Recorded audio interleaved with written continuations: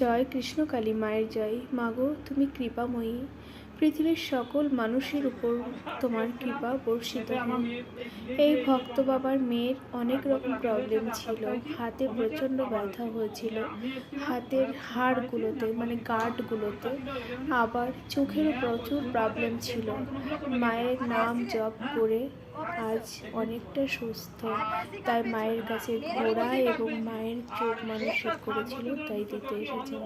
দেখতে পাতো না, আমি কিন্তু বলি না, মেয়ে ছেলে বলে 17 বছর করলো তো মেয়ে মাকে দেখে দেখেছে এবং ডাক্তার দেখাচ্ছি চশমা দিয়ে পাওয়া এবার ওখানে চশমা না খুলে দেখতে পাওয়া যাচ্ছে না। মেয়ে যা 4 ভাগে 3 ভাগ কমেছে, আর 1 ভাগ আছে। আমি মেয়েকে এনেছি এখানে অ্যালার্জি জন্ডিস হয়। আমি আউসগাঁও। ঘোড়া মানসিক করছো? ঘোড়া মানসিক আছে, চোখ মানসিক আছে, এনেছি সব। ঘোড়া কই?